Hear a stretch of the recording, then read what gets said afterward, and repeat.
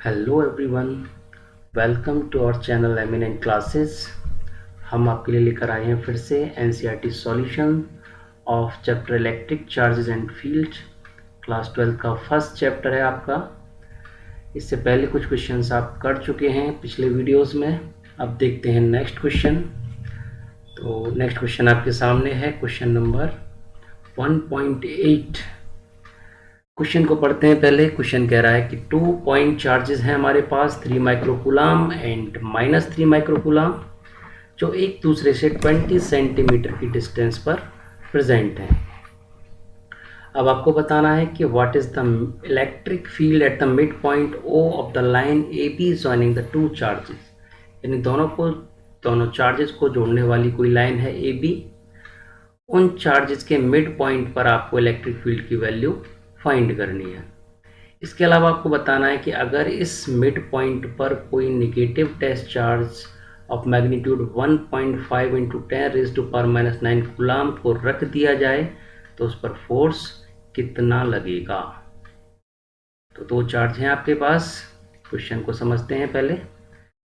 Point A और point B, दो point आपको गिवन हैं। इन दोनों के बीच की डिस्टेंस ए बी आपको गिवन है 20 सेंटीमीटर। ए बी की वैल्यू आपको 20 सेंटीमीटर गिवन है। इसके अलावा पॉइंट ए पर एक चार्ज गिवन है आपको 3 माइक्रोकूलम और पॉइंट बी पर दूसरा चार्ज है -3 माइक्रोकूलम। आपको बताना है कि इन दोनों को जोड़ने वाली जो मिड पॉइंट है, लाइन का मिड पॉइंट है, मिड पॉइंट होगा यहाँ पर, जो पॉइंट ए से होगा 10 सेंटीमीटर की दूरी पर, और इस ओ से बी की दूरी भी होगी 10 सेंटीमीटर। इस पॉइंट ओ पर आपको फाइंड करना है इलेक्ट्रिक फील्ड। तो इलेक्ट्रिक फील्ड फाइंड करना है तो आपको कूलम्ब्स लॉ आना चाहिए। कूलम्ब्स लॉ के अकॉर्डिंग अगर आपको कोई पॉइंट चार्ज गिवन है, मान लीजिए कोई पॉइंट चार्ज क्यू आपको गिवन है, इस चार्ज की वजह से यहाँ किसी पॉइंट पर इलेक्ट्रिक फील्ड की वैल्यू होती है KQ/R²। आर है यहाँ से इस पॉइंट तक की डिस्टेंस। ये कंसेप्ट आपको यूज़ करना है। इसके अलावा इलेक्ट्रिक फील्ड की डायरेक्शन की भी आपको ज़रूरत पड़ेगी। तो आपको ध्यान रखना है कि अगर ये चार्ज +Q है, इसकी वजह से इसके आसपास के पॉइंट्स पर इलेक्ट्रिक फील्ड होता है अवे फ्रॉम इट। यानी इस पॉइंट पर +Q की वजह से इलेक्ट्रिक फील्ड होगा अवे फ्रॉम इट। और इसके बजाय अगर ये नेगेटिव चार्ज होता, ये -Q चार्ज अगर होता, इसकी वजह से यहाँ इलेक्ट्रिक फील्ड होगा टुवार्ड्स इट। मैग्नीट्यूड सेम रहेगा KQ/R²। तो इस क्वेश्चन में आपको दोनों चार्जेस गिवन है, पॉजिटिव चार्ज भी गिवन है, नेगेटिव चार्ज भी गिवन है। तो आपको बताना है इस पॉइंट ओ पर इलेक्ट्रिक फील्ड। तो पहले डायरेक्शन की बात कर लेते हैं। तो इस +3 माइक्रोकूलम की वजह से यहाँ जो इलेक्ट्रिक फील्ड होगा वो होगा अवे फ्रॉम दिस +3 माइक्रोकूलम, यानी कि इस तरफ। मान लीजिए वो इलेक्ट्रिक फील्ड है E1। अब दूसरा चार्ज है -3 माइक्रोकूलम, तो इसकी वजह से इलेक्ट्रिक फील्ड होगा टुवार्ड्स इट, यानी वो भी होगा इसी डायरेक्शन में, यानी फ्रॉम लेफ्ट टू राइट। और मान लीजिए वो इलेक्ट्रिक फील्ड है E2। तो यहाँ पर पॉइंट ओ पर दो इलेक्ट्रिक फील्ड हैं। एक +3 माइक्रोकूलम की वजह से उसकी डायरेक्शन है लेफ्ट टू राइट, और दूसरा इलेक्ट्रिक फील्ड है -3 माइक्रोकूलम की वजह से उसकी भी डायरेक्शन है लेफ्ट टू राइट। तो दो इलेक्ट्रिक फील्ड हैं पॉइंट ओ पर, दोनों की डायरेक्शन है लेफ्ट टू राइट। तो नेट इलेक्ट्रिक फील्ड अगर आपको कैलकुलेट करना है तो क्या करेंगे, इनका वेक्टर सम करेंगे। और वेक्टर सम करना है, दो वेक्टर एक ही डायरेक्शन में है, तो रिजल्टेंट क्या होगा, उन दोनों के अलजेब्रिक सम के बराबर होगा। तो इस तरह से पॉइंट ओ पर जो नेट इलेक्ट्रिक फील्ड है उसकी वैल्यू होनी चाहिए E1 + E2। अब E1 आपको बताना है, E1 क्या है, +3 माइक्रोकूलम की वजह से यहाँ पर इलेक्ट्रिक फील्ड। तो आप ये कंसेप्ट यूज़ करेंगे। E1 की वैल्यू अगर आपको देखनी है तो वो क्या होगी, KQ। Q कितना है, 3 माइक्रोकूलम, यानी 3 × 10⁻⁻6 अपॉन R²। R कितना है, 10 सेंटीमीटर, यानी कि 0.1 मीटर। और स्क्वायर करेंगे इसका। सिमिलरली E2 की वैल्यू फाइंड करेंगे तो E2 होगा के क्यू 3 इंटू 10⁻⁻6। देखिए यहाँ पे मैंने माइनस नहीं लिया क्योंकि मैंने पहले ही डायरेक्शन को सिग्निफाई कर दिया। यहाँ पर पहले ही बता दिया है नेगेटिव चार्ज है तो इलेक्ट्रिक फील्ड इस तरफ होगा, तो अब यहाँ पर माइनस साइन यूज नहीं करेंगे। तो R की वैल्यू अगेन 10 सेंटीमीटर है, तो ये वैल्यू आपको मिलेगी। तो यहाँ आपको आप ये देखें तो दोनों वैल्यू सेम है, तो रिजल्टेंट निकालना है तो कितना हो जाएगा ये 2 इंटू के की वैल्यू होगी 9 इंटू 10⁻⁹ इंटू 10⁻⁻6 और 0.1 का स्क्वायर करेंगे तो ये आएगा 0.01 या ऐसे लिख सकते हैं 10⁻⁻2। अब आपको ये वैल्यू सॉल्व करनी है, इसे सॉल्व करती है आपको आंसर पता चल जाएगा। तो इलेक्ट्रिक फील्ड की वैल्यू यहाँ लिख देते हैं लेफ्ट में। इलेक्ट्रिक फील्ड की वैल्यू, नेट इलेक्ट्रिक फील्ड की वैल्यू होगी 2 इंटू 9 होगा आपका 18। बाकी 10 के पार्ट्स को सॉल्व करते हैं तो ये -2 अगर ऊपर जाएगा तो ये हो जाएगा 10⁻+11 -6, तो ये होगा 10⁻5। तो टोटल इलेक्ट्रिक फील्ड आया 18 इंटू 10⁻5, या ऐसे आप लिख सकते हो 1.8 इंटू 10⁻6। और इलेक्ट्रिक फील्ड की यूनिट होती है न्यूटन पर कूलाम या फिर वोल्ट पर मीटर, जो यूनिट चाहो दोनों में से कोई भी लिख सकते हो। तो इलेक्ट्रिक फील्ड पॉइंट ऊपर आया है आपका 1.8 इंटू 10⁻6 न्यूटन पर कूलाम। तो ये फर्स्ट पार्ट आपका कंप्लीट हुआ। अब आपसे बोला गया है कि if a negative test charge of magnitude 1.5 into 10⁻⁻9 coulomb is placed at this point means point ऊपर, तो आपको बताना है what is the force experienced by test charge। तो आपको पता है कि इलेक्ट्रिक फील्ड यहाँ पर आपने कैलकुलेट कर लिया है पॉइंट ओ पर। अब आपको बताना है कि इस पॉइंट ओ पर अगर कोई टेस्ट चार्ज मैं रखता हूँ तो उस पर फोर्स कितना लगेगा। तो अगर आपको इलेक्ट्रिक फील्ड की डेफिनेशन पता है तो आपको याद होगा कि इलेक्ट्रिक फील्ड होता है force experienced bye a unit positive charge at that point. तो पॉइंट ओ पर जो आपने इलेक्ट्रिक फील्ड कैलकुलेट किया है वो कैलकुलेट किया है 1.8 इंटू 10⁻6 न्यूटन पर कूलाम, यानी 1 कूलाम पर फोर्स लगेगा इतना। तो कोई चार्ज अगर मैं Q रख दूँ इस पॉइंट पर तो जो फोर्स लगेगा उसकी वैल्यू होगी Q इंटू ई। आपको ध्यान रखना है किसी भी चार्ज Q पर फोर्स कितना लगेगा जब हम इसे किसी ऐसे पॉइंट पर रखते हैं जहाँ पर इलेक्ट्रिक फील्ड E है, तो उस फोर्स की वैल्यू होगी Q इंटू ई। तो अब यहाँ पर हमने कितना चार्ज रखा है 1.5 इंटू 10⁻⁻9 कूलाम। तो फोर्स होगा Q की वैल्यू लिखेंगे 1.5 इंटू 10⁻⁻9 और E की वैल्यू आपने कैलकुलेट की है 1.8 इंटू 10⁻6। इसे मल्टीप्लाई करेंगे तो आपका ये आएगा 15 इंटू 18 आपने किया है, 15 इंटू 8 120, 15 इंटू 1 15 प्लस 12 27। तो ये आएगा आपका 2.7 इंटू 10⁻³ न्यूटन। तो इस पॉइंट पर अगर कोई चार्ज रखोगे आप इतना मैग्नीट्यूड का तो फोर्स की वैल्यू आई 2.7 इंटू 10⁻³ न्यूटन।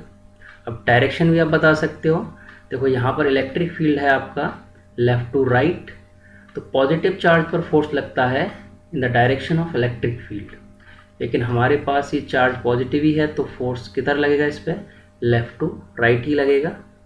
तो यहाँ पर अगर डायरेक्शन आप लिखना चाहते हो तो यहाँ स्पेसिफाई कर सकते हो कि फोर्स की डायरेक्शन होगी from left to right.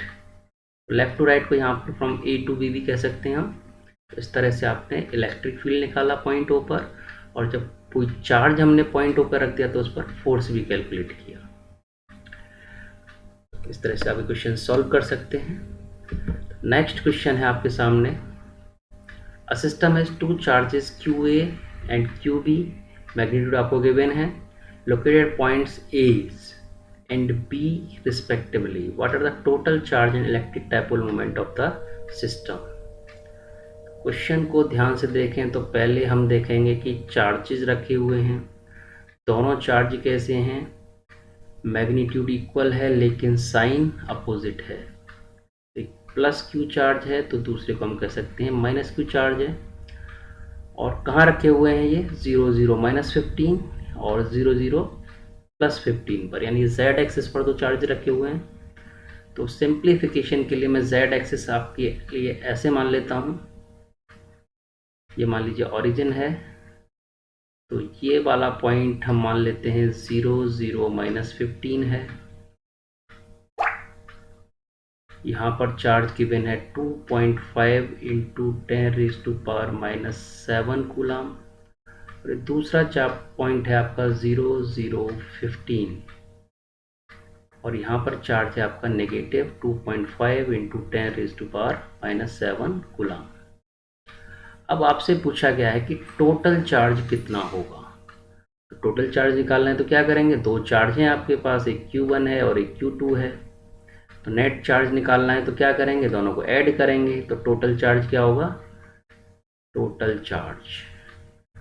Charge होगा Q = QA + QB। ऐड करेंगे तो क्या आएगा? 0 आ जाएगा। तो नेट चार्ज है इस सिस्टम पर 0। अब आपको बताना है इलेक्ट्रिक डायपोल मोमेंट। तो अगर डायपोल आपने पढ़ा है तो आपको साफ दिखाई दे रहा है कि ये दोनों चार्ज बना रहे हैं इलेक्ट्रिक डायपोल। देखिए ये -q चार्ज है, ये +q चार्ज है, इक्वल एंड अपोजिट चार्ज हैं, किसी डिस्टेंस से सेपरेटेड हैं, तो इसे हम कह देते हैं इलेक्ट्रिक डायपोल। अब डायपोल मोमेंट आपसे पूछा गया है तो डायपोल मोमेंट का रिलेशन होता है P = Q × 2A। Q होता है डायपोल का जो चार्जेस हैं, दो चार्ज, उनमें से किसी भी एक का मैग्नीट्यूड, और 2A होता है length of dipole. Length of dipole means इस चार्ज से, एक चार्ज से लेकर दूसरे चार्ज तक की डिस्टेंस। तो देखिए डिस्टेंस अगर देखनी है तो ये ओरिजिन है, ये कोऑर्डिनेट है इसके 0 0 -15। तो इसका मतलब यहाँ से यहाँ तक की जो डिस्टेंस है वो क्लियरली 15 सेंटीमीटर है। इसी तरह से यहाँ से यहाँ तक की डिस्टेंस भी 15 सेंटीमीटर है। तो जो 2A की वैल्यू आएगी, 2A का जो मैग्नीट्यूड आएगा वो आएगा 30 सेंटीमीटर। और Q की वैल्यू है 2.5 × 10⁻⁻7 कूलम। तो P की वैल्यू अगर निकालें तो Q का वैल्यू पुट करेंगे 2.5 × 10⁻⁻7 और 2A की वैल्यू 30 सेंटीमीटर है, तो मीटर में कन्वर्ट करेंगे, डिवाइडेड बाई 100, तो जो जाएगा 30 × 10⁻²। अब आपको ये मल्टीप्लाई करना है और आंसर आपके पास होगा। तो ये आएगा आपका 7.5 × ये पावर ऑफ 10 होंगे, 10⁻⁻7 और 10⁻�8। तो -7 -2 -9 और 0 कैंसिल करेगा तो 10⁻⁸। तो ये है डायपोल मोमेंट। और डायपोल मोमेंट की यूनिट होती है, देखिए ये चार्ज है, चार्ज की यूनिट होती है कूलम, और ये लेंथ है, इसकी यूनिट होती है मीटर। तो डायपोल मोमेंट की यूनिट होगी कूलम मीटर। तो ये डायपोल मोमेंट का मैग्नीट्यूड आया है। और डायरेक्शन भी अगर आप लिखना चाहो डायपोल मोमेंट की तो आपको याद रखना होगा कि डायपोल मोमेंट होता है from negative to positive charge. तो नेगेटिव चार्ज ये है आपका, पॉजिटिव चार्ज ये है। तो डायपोल मोमेंट की डायरेक्शन होगी किस तरह? देखिए ये पॉजिटिव z है और ये नेगेटिव z है। तो नेगेटिव z की तरफ डायपोल मोमेंट की डायरेक्शन है, तो इसे आप लिख सकते हो टुवार्ड्स -k। ये डायपोल मोमेंट है, या इस नेगेटिव साइन को आगे लेके आओ तो कंप्लीटली आप बोल सकते हो -7.5 × 10⁻⁻8 कूलम मीटर k। यह है डायपोल मोमेंट की डायरेक्शन एंड मैग्नीट्यूड दोनों। इस तरह से क्वेश्चन ये आपका सॉल्व हुआ है। ध्यान से देखिए, कोई क्वेरीज होती हैं तो आप पूछ सकते हो कभी भी। उसके लिए आप चैनल को सब्सक्राइब करें तो आपको सारी इंफॉर्मेशन, सारे अपडेट्स लगातार मिलते रहेंगे। देखते हैं next question, question number 10। An electric dipole with dipole moment 4 into 10 raised to power minus 9 coulomb meter is aligned at 30 degree with the direction of a uniform electric field of magnitude 5 into 10 raised to power 4 Newton per coulomb. Calculate the magnitude of torque acting on a dipole. तो आपको दिया है एक dipole जो किसी external electric field में रखा हुआ है। आपको बताना है टॉर्क ऑन डाइपोल। तो पहले देखते हैं डाइपोल क्या क्या गिवन है। आपको डाइपोल के बारे में पता होना चाहिए कि डाइपोल की डायरेक्शन होती है from negative to positive charge, यानी ये अगर मैं डाइपोल अगर शो कर रहा हूँ तो इसका मतलब यहाँ माइनस क्यू चार्ज होगा और यहाँ पर प्लस क्यू चार्ज होगा। अब इसका डाइपोल मोमेंट दे रखा है, यानी पी वेक्टर आपको गिवन है 4 into 10 raise to power minus 9 coulomb, और ये रखा हुआ है किसी इलेक्ट्रिक फील्ड के अंदर। तो यहाँ पर इलेक्ट्रिक फील्ड है, मान लीजिए इस तरफ ऐसे करके यूनिफॉर्म इलेक्ट्रिक फील्ड में ही रखा हुआ है, और इस तरह से रखा हुआ है कि डाइपोल मोमेंट और इलेक्ट्रिक फील्ड के बीच का जो ये एंगल है वो 30 डिग्री है। तो इलेक्ट्रिक फील्ड की वैल्यू आपको गिवन है 5 into 10 raise to power 4 coulomb. Electric field आपको गिवन है 5 into 10 raise to power 4 newton per coulomb. आपसे पूछा है मैग्नीट्यूड ऑफ टॉर्क। तो टॉर्क की वैल्यू डाइपोल पर होती है P क्रॉस E। टॉर्क है, और अगर मैग्नीट्यूड आपको केवल निकालना है टॉर्क का तो इसके लिए आप लिख सकते हो इसे PE साइन थीटा। थीटा क्या होगा? थीटा होगा this angle between dipole moment, dipole moment होगा इधर negative to positive charge, and electric field, और ये एंगल आपको गिवन है 30 डिग्री। आपको सिंपली वैल्यूज पुट करनी है, आपको आंसर मिल जाएगा। बहुत ही आसान क्वेश्चन है ये। तो डाइपोल मोमेंट आपको गिवन है 4 into 10 raise to power minus 9। Electric field की वैल्यू आपको गिवन है 5 इंटू 10 रेज टू पावर 4, और थीटा 30 डिग्री है तो साइन 30 डिग्री। तो इसे सॉल्व करेंगे तो होगा 20 into 10 raise to power minus 9 and plus 4 होगा -5 इंटू 1/2। तो फाइनली आंसर आएगा आपका 10 टाइम्स कैंसिल करेंगे तो ये बचेगा 10 की पावर -4, और टॉर्क है, टॉर्क की यूनिट होती है न्यूटन मीटर।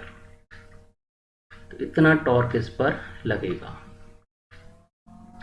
डायरेक्शन निकालनी है आपको टॉर्क की, तो आपको याद रखना होगा कि टॉर्क एक एक्सियल वेक्टर है। तो P क्रॉस E की डायरेक्शन के लिए आप right hand thumb rule use कर सकते हैं। P होगा आपका नेगेटिव टू पॉजिटिव चार्ज, और E की तरफ आप फिंगर्स को रोटेट करेंगे तो थंब जिधर जाएगा आपका वो होगा डायरेक्शन ऑफ इलेक्ट्रिक फील्ड। तो क्वेश्चन बहुत ही आसान था, ये सॉल्व हुआ, सीधा फॉर्मूला बेस्ड क्वेश्चन था आपके लिए। देखते हैं next question. A polythene piece rubbed with wool is found to have a negative charge of 3 into 10 raised to power minus 7 coulomb.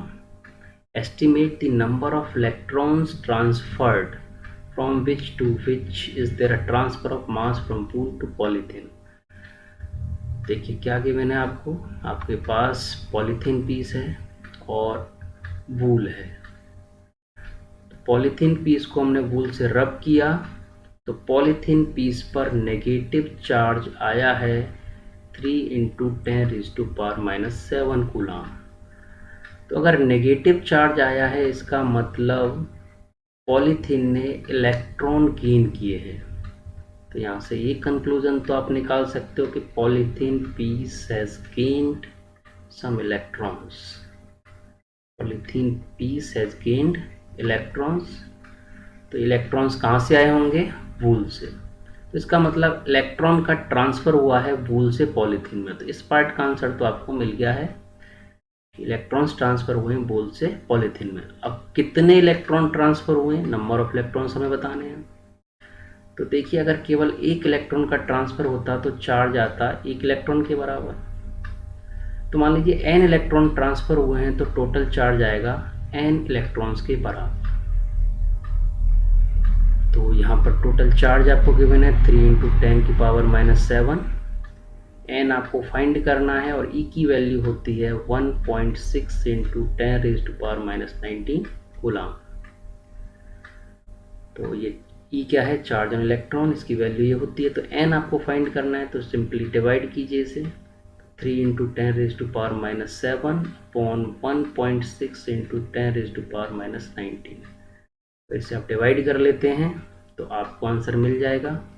Carefully divide करने की कोशिश करें, तो ये होगा 3 अपॉन 1.6, इस तरह लिख सकते हो आप इसे। 10⁻⁻19 ऊपर जाएगा तो पॉजिटिव होगा, तो ऊपर बचेगा 10⁻12। कैंसिल करते हैं इसे, तो 30/16 आपको करना है डिवाइड। तो इसे आप लिख सकते हो 15/8 इंटू 10⁻12।